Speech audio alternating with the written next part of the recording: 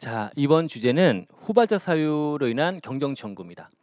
우리가 이제 수정 신고도 있고요. 그다음에 경정 청구, 통상적인 경정 청구, 그다음에 후발적 사유라고 하는 건데 나름대로 가장 중요한 거는 후발적 사유 경정 청구 아닐까라고 생각이 듭니다. 자, 후발적 사유 경정 청구라고 하는 거는 일단 누가 할 수 있냐? 뭐 취지도 있을 거지만 어쨌든 대상자가 있을 거고요. 그다음에 사유가 있을 거고, 그다음에 기한, 효과, 통지 이런 것들이 담아야 될 내용이 되는 거네요. 그래서 뭐 앞자를 전체 따서 전반적인 내용을 다 쓰라고 물어본다면 앞에 대사, 기호, 통이라고 해놨네요. 대상, 사유, 기한, 그죠? 그다음에 효과, 그다음에 통지 이렇게 해서 앞자를 좀 따놨고요. 그 안에 이제 여러분들은 대상자는 통상적인 경정 청구처럼 일단 기한의 신고자 또는 기한의 신고자, 면제자 들어가 있는데 결정받은 자도 가능합니다. 그래서 후발적 사유는 그 처음에 당초 확정될 당시에 그때는 몰랐던 사항이 나중에 알게 된 거니까 이 무신고자의 경우에도 구제받을 길을 좀 만들어 주는 게 맞기 때문에 결정받은 자도 가능하다고 돼 있는 거 대상자 이렇게 잡아놓으시면 되고요. 사유는 여러분들 사유는 여러분들 무조건 외우라고 제가 강조를 많이 하죠. 이제 문구가 부드럽게 쓰려면 최초 신고 결정 경정의 근거가 된 거래나 행위. 요 문구는 반드시 최초 신고 결정 경정의 근거가 됐던 거래나 행위. 이거 가지고 지금 세금을 신고도 하고 결정도 하고 경정도 했단 말이에요. 근데 그 행위, 거래 행위 등이 이거에 대해서 이 행위 등에 대해서 불복이나 소송의 결과 다른 거로 확정이 돼 버렸대요. 그러면 처음에 세액 산정 기초가 되었던 그 내용이 달라졌기 때문에 그때는 몰랐던 사항이 이게 어떻게 될지 어떻게 알아?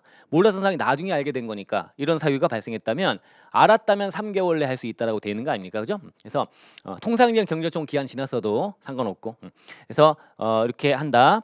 두 번째가 이것도 마찬가지 똑같이 들어가 있고 이게 그 효력 관련된 계약 해제권 행사 또는 뭐 취소, 해제 취소 해제권 행사 또는 부득이한 사유라는 문구. 여기 이제 우리 통상 얘기할 때 이제 해제란 건 법정 해제, 약정 해제 있죠. 법정 해제, 약정 해제. 뭐 대금을 지급 안 했다, 법정 해제. 약정을 미행했다 이런 거. 근데 합의 해제라고 하는 것이 약간 이제 논란의 여지가 있는데 서로 간에 합의하는 거는 약간 조작의 가능성이 있기 때문에 이거는 일방 행위로서 이제 상대방이 뭔가 지키지 못한 것들에 대해서 하는 거니까 어찌 됐든 국기법에 따르면 이 다 들어가 있습니다. 법정 해제, 약정 해제, 합의 해제까지 이런 것들로서 해제가 되어서 달라졌을 때 그런 거죠, 그죠?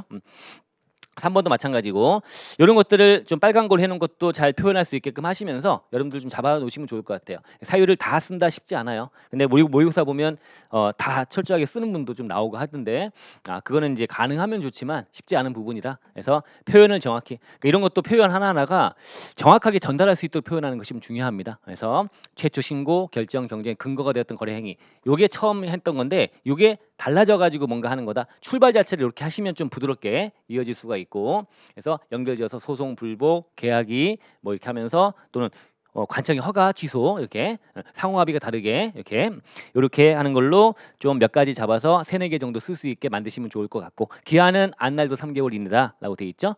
근데 이제 특례로서 상징세 공부하시면 다 이런 것들이 좀 특이하게 나오는 거 아닙니까? 좀 써놨습니다. 이렇게 보시면 되고요. 효과는 확정력이 없다는 거죠, 그죠?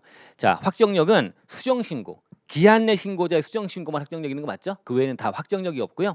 그래서 이렇게 경정 청구 통상 후발적 사유 경정 청구 들어가게 되면 그 경정 청구일부터 2개월 이내 가타부타 결정해서 통지를 해야 확정이 되는 거야. 이 자체는 확정력이 없다는 거죠, 그죠? 근데 2달 내에 통지가 곤란하다면 이때는 어떻게 된 진행 상황 같은 것들이나 이런 것들 통지하게 돼 있고 또 2달 내에 통지가 안 오면 그러면 다시 불복 절차가 들어갈 수 있다는 거를 그 통지하라라고 돼 있습니다. 그죠? 이때 불복 가능하다라고 돼 있고요. 이런 것들 통지. 그래서 전반적인 이런 얘기를 좀 잡아 놓으시면 좋을 것 같고요. 후발자사 경정 청구. 자, 여러분들 여태까지 기출됐던 문제들을 보면 이 후발자 사유 경정 청구는 뭐랑 연동돼서 나왔죠? 자주 나오는 것이 여러분들 소급적 처리, 단기적 처리라는 거 있잖아요, 그죠? 그게 법인세법 등이 나오기도 하고 연결되는 부분이에요. 그래서 여기다가 짱 넣어놨는데 쭉 내려가시면 이제 여기 있네요. 소급적 처리와 단기적 처리. 자, 우리가 후발적 사유가 발생하게 되면 경정 청구하라는 얘기는 소급적 처리야. 가서 소급적으로 처리하는 거예요. 근데 그러지 말고 단기적 처리하라. 라고 하는 것도 있죠, 그죠? 자, 그에 대한 논거입니다. 먼저 논거가 자, 이런 후발적 사유가 발생하게 되면 그러면 이 소급적으로 처리하라. 그러면 원래 이 지금 봤던 정리했던 그 내용이 국기법상 규정이 있지 않니? 그럼 후발적 사유니까 경정 청구 가능하다. 경정 청구 가능하다. 그죠? 이렇게. 자, 이때 권리 의무 확정주의라는 것도 들고 오죠. 여러분 권리 의무 확정주의라고 하는 걸 우리 법인세법 등에 나와 있는 손익귀속 3년도에 대한 어떤 기준. 자, 그거 때문에 나오는 걸 밑에 써놨습니다. 권리 의무 확정주의. 자, 우리 법인세법 등에서 또는 소득세도 마찬가지인데요. 우리가 손익을 언제 잡을 건지, 언제 세금 낼 건지는 권리와 의무가 확정되면 그때 잡으래요. 그러면 그 구체적인 내용은 법인세법 독에 또 할 거니까요. 그때 또 찍어 드릴게요. 그때 보시면 되는데 기본적으로 권리 확정이라고 하는 거는요. 자, 뭐 재화 용역 공급하고 대금 청구를 확정됐을 때 한다. 이게 법의 내용이고 판례 태도는 장래 실현 가능성이 상당히 높은 정도로 성숙되고 확정되면 그때 인식하라.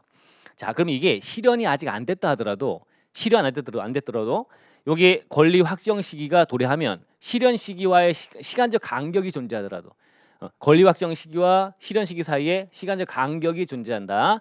이런 경우에 이때 실현될 때가 아닌 권리 확정이 있으면 그때를 기준으로 소득을 계산하는 방식이다라고 하는 거야. 권리 의무 확정주의가.